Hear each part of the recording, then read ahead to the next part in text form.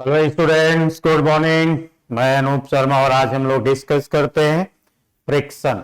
तो फ्रिक्शन एक self adjusting force होता है जो जब हम अप्लाई करते हैं फोर्स अप्लाई करते हैं, किसी भी बॉडी पे अप्लाई किया, बॉडी ने मूव करना स्टार्ट नहीं किया, फिर हमें और फोर्स एक्सीड करना पड़ता है, फिर भी नहीं मूव करती है तो कुछ फोर्स और इंक्रीज करना पड़ा, फिर भी नहीं मूव करती है तो कुछ फोर्स और अप्लाई करेंगे, तब मुझे लगता है कि यह बॉडी मूव करने की कंडीशन में आ गई। तो ये जो अभी तक हम फोर्स को इंक्रीज कर रहे थे और बॉडी मूव नहीं कर रही थी, इसका मतलब है कि सरफेस और बॉडी के बीच में जो फ्रिक्शन लग रहा था वो था स्टैटिक फ्रिक्शन। जैसे ही बॉडी हमारी मूव करने की कंडीशन में आएगी और मूव करना शुरू करेगी तो उस समय जो फ्रिक्शन लगता है वो होता है काइनेटिक फ्रिक्शन। तो अभी हम लोग इसको देखते हैं, एक छोटे से फिगर से समझने की कोशिश करते हैं। तो यहां पे ये देखिए, आपको दिख रहा होगा कि एक ब्लॉक यहां पे देखिए रखा हुआ है। इस ब्लॉक पे ये अप्लाइड फोर्स अप्लाई किया जा रहा है और इस फोर्स का अमाउंट देखिए कंटिन्यूअस इंक्रीज किया जा रहा है। तो यहां पे देखिए जो फ्रिक्शन है, रेड लाइन से दिख रहा होगा, ये फ्रिक्शन भी इंक्रीज हो रहा है और एक लिमिट के बाद इस ब्लॉक ने मूव करना शुरू कर दिया। ठीक है भाई, फिर से देखिए, ये अप्लाइड फोर्स का अमाउंट जैसे जैसे हम यहाँ इंक्रीज कर रहे हैं वैसे सरफेस और ब्लॉक के बीच में ये फ्रिक्शन भी क्या हो रहा है, इंक्रीज हो रहा है। अब जो अप्लाइड फोर्स की वैल्यू मैक्सिमम हो जाएगी, यानी फ्रिक्शन अब इंक्रीज करना बंद कर देगा और उसके बाद में फिर ब्लॉक हमारा मूव करना शुरू कर देगा। इतनी बात क्लियर हो गई। अभी आप लोगों ने जो देखा उसको फिर से एक बार देखते हैं। यानी देखिए, अभी ये फ्रिक्शन इंक्रीज हो रहा है, ये अप्लाइड फोर्स भी यहां इंक्रीज हो रहा है, फ्रिक्शनल फोर्स अभी भी इंक्रीज हो रहा है, अप्लाइड फोर्स भी इंक्रीज हो रहा है, लेकिन एक लिमिट आएगी। ये फ्रिक्शन देखिए अभी बढ़ता चला जा रहा है, जैसे जैसे हम फोर्स अप्लाइड फोर्स बढ़ा रहे हैं फ्रिक्शन भी बढ़ रहा है। अब देखिए फ्रिक्शन कम हो गया और कांस्टेंट हो गया और ब्लॉक ने मूव करना शुरू कर दिया। इसी के बेस पे हम लोग कहते हैं कि फ्रिक्शन एक होगा स्टैटिक फ्रिक्शन, दूसरा क्या है लिमिटिंग फ्रिक्शन और तीसरा क्या होगा काइनेटिक फ्रिक्शन। बात करते हैं स्टैटिक फ्रिक्शन की। तो ये कंडीशन जो अभी आपको दिख रही है कि आप अप्लाइड फोर्स को इंक्रीज कर रहे हैं, फ्रिक्शनल फोर्स भी बढ़ता जा रहा है, बॉडी में मोशन स्टार्ट नहीं हो रहा है, ये है स्टैटिक फ्रिक्शन। लेकिन जैसे ही अप्लाइड फोर्स की वैल्यू मैक्सिमम हो गई तो फ्रिक्शन के इंक्रीज होने की लिमिट भी खत्म हो गई, फ्रिक्शन इंक्रीज करना बंद कर देता है। जिस समय फ्रिक्शन इंक्रीज होना बंद हो जाता है यानी बॉडी मूव करने की कंडीशन में आती है। अभी देखना, जैसे ही बॉडी मूव करेगी वो स्टैटिक फ्रिक्शन की मैक्सिमम वैल्यू है जिसे हम कहेंगे लिमिटिंग फ्रिक्शन। ठीक है भाई। अब जब बॉडी हमारी मूव करना शुरू करती है तो फ्रिक्शनल फोर्स का अमाउंट कम हो जाता है, कम होने के बाद एक फिक्स वैल्यू ब्लॉक पे एक्ट कर रही होगी और उसे हम लोग क्या कहेंगे, काइनेटिक फ्रिक्शन। समझते हैं इस ग्राफ से, जैसे जैसे ये अप्लाइड फोर्स हम लोग इंक्रीज कर रहे हैं फ्रिक्शनल फोर्स भी बढ़ रहा होगा। देखिए कंटिन्यूअस इंक्रीज हो रहा है, अप्लाइड फोर्स इंक्रीज हुआ, फ्रिक्शनल फोर्स भी इंक्रीज हुआ। इस पॉइंट को हम लोग कहते हैं लिमिटिंग फ्रिक्शन, लिमिटिंग कंडीशन।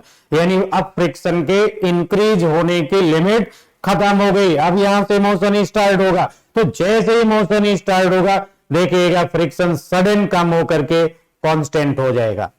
देखिएगा सडन कम हो रहा, अभी भी बढ़ रहा है ना, जैसे ही मोशन स्टार्ट होगा फ्रिक्शन सडन कम हो जाएगा।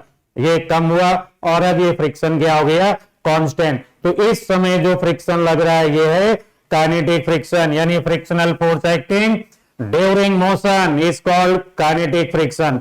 Maximum value of static friction is called limiting friction और स्टैटिक फ्रिक्शन की वैल्यू 0 से एक सर्टेन वैल्यू तक यानी लिमिटिंग फ्रिक्शन तक इंक्रीज करेगी, यानी इसकी कोई फिक्स वैल्यू नहीं होती है। इतनी बात समझ गए। अब इतनी सी बात समझ में आ गई तो हम लोग बात करते हैं आगे और आगे देखते हैं। देखिए यहां पे क्या लिखा हुआ है भाई, एक ब्लॉक बना हुआ है। अब इस ब्लॉक को अगर हम लोग ध्यान से देखें तो ये ब्लॉक किसी रफ सरफेस पे रखा हुआ दिख रहा है, रफ सरफेस पे रखा हुआ है भाई, और यहाँ पे फोर्स इस पे कुछ अप्लाई किया जा रहा है। तो जब इस पे हम फोर्स अप्लाई करेंगे ब्लॉक हमारा आगे जाना चाहेगा relative to surface. Relative to surface block आगे जैसे ही मूव करने की टेंडेंसी होगी, यह ब्लॉक मूव करेगा, यहां पे लगेगा फ्रिक्शनल फोर्स। और ये जो फ्रिक्शनल फोर्स है केवल और केवल नॉर्मल रिएक्शन पे डिपेंड करता है, यानी frictional force is directly proportional to normal reaction force. तो फ्रिक्शन इज इक्वल टू हम लोग लिखते हैं म्यू एन, और म्यू इज इक्वल हो गया फ्रिक्शन अपॉन नॉर्मल रिएक्शन।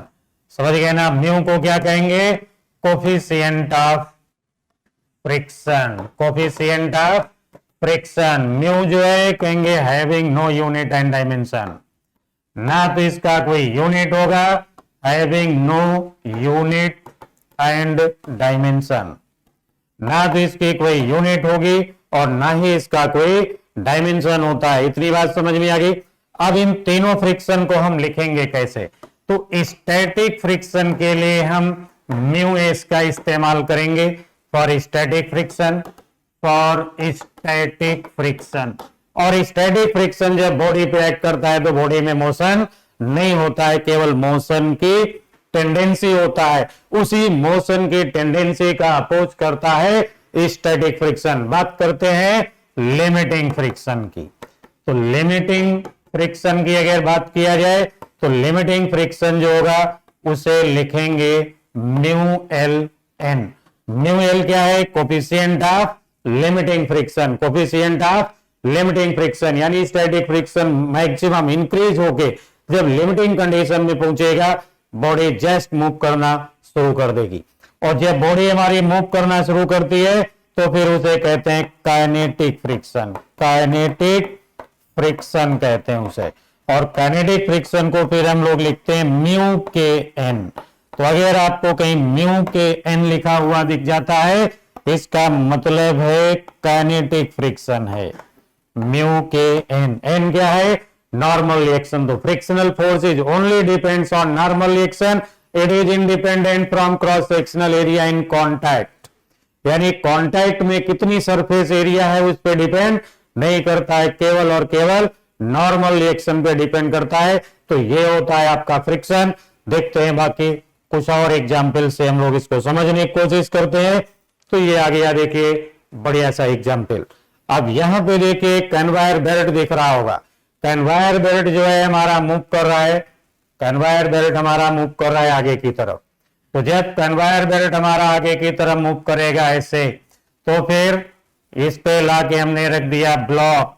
तो इस कन्वायर बेल्ट पे फ्रिक्शन लगेगा इस बैकवर्ड डायरेक्शन में, और उसी फ्रिक्शन का रिएक्शन होगा बेल्ट पे फॉरवर्ड डायरेक्शन में, जिसकी वजह से ये ब्लॉक हमेशा आगे की तरफ मूव करना शुरू करेगा। ये ब्लॉक हमारा आगे की तरफ मूव करेगा। कौन मूव करा रहा है इसको? फ्रिक्शन करा रहा है। क्योंकि अगर इस ब्लॉक और कन्वायर बेल्ट के बीच में जरा सी भी स्लाइडिंग नहीं है then it will be static friction, और अगर थोड़ा सा स्लाइड कर रहा है तो फिर होगा काइनेटिक फ्रिक्शन। समझ गए? तो यहां ब्लॉक को मूव कराने का काम कौन कर रहा है? फ्रिक्शन करा रहा है। समझ गए भाई? देखो कितना फ्रिक्शन यूजफुल चीज है भाई। समझ गए ना? फ्रिक्शन बहुत यूजफुल चीज है। आप देखिए यहाँ पे आपको एक एग्जाम्पल दिख रहा होगा, साइकिल। साइकिल दिख रही होगी आपको यहाँ पे। तो देखिए हो क्या रहा है यहाँ पे, जैसे ही आप पैडलिंग करते हैं ना, आपका ये जो व्हील है पीछे वाला यहां बनाते हैं, ये जो पीछे आपने देखा ना ये व्हील, वो आपका ऐसे घूमना शुरू करता है। घूमना शुरू करता है तो इस कांटेक्ट पॉइंट के पास वेलोसिटी आती है आर ओमेगा, जिस आर ओमेगा की वजह से ये व्हील यहां पे बना रखा है मैंने। समझ गए ना? जैसे ही आर ओमेगा की वेलोसिटी यहां डेवलप हुई, ये कांटेक्ट पॉइंट ग्राउंड के साथ जो टच में था वो बैकवर्ड डायरेक्शन में जाना चाहता है, और जैसे ही बैकवर्ड डायरेक्शन में जाने के लिए सोचा इसने, वैसे ही इस पे क्या लग गया? Static friction. क्या लग गया भाई? Static friction. और ये स्टैटिक फ्रिक्शन इस सरफेस पे ग्राउंड पे किधर लगेगा? पीछे की तरफ लगेगा। अब ये जो स्टैटिक फ्रिक्शन है यही आपको मूव करा करके साइकिल को आगे ले जाने के लिए रिस्पॉन्सिबल है। कौन? Static friction. अब इस स्टैटिक फ्रिक्शन की वजह से जैसे ही साइकिल आपकी आगे की तरफ मूव करेगी तो जो फ्रंट व्हील आपको दिख रहा है, ये फ्रंट व्हील, ये अब इधर जाना चाहेगा v वेलोसिटी से, तो यहां भी स्टैटिक फ्रिक्शन ग्राउंड और इस कांटेक्ट पॉइंट पे लगेगा। अब यहां पे स्टैटिक फ्रिक्शन ऐसे लगेगा भाई, और ये हो जाएगी परपेंडिकुलर डिस्टेंस, तो यही फ्रिक्शन इसको टॉर्क लगाएगा, और ये भी व्हील आपका रिवॉल्व करना शुरू कर देता है। समझ गए भाई? तो फ्रिक्शन जो है बहुत इंपॉर्टेंट चीज है, बहुत इजी सी चीज है। ये थे कुछ एग्जाम्पल, ठीक है भाई, और उम्मीद है कि आपकी समझ में आ गया होगा फ्रिक्शन होता क्या है। तो फ्रिक्शन एक बहुत ही जरूरी चीज है भाई। फ्रिक्शन से अगर कुछ लॉस है तो कुछ फायदे भी हैं, ठीक है भाई। तो इसी के साथ फिर उम्मीद है आपको फ्रिक्शन अच्छा लगा होगा। मिलते हैं फिर नेक्स्ट क्लास में।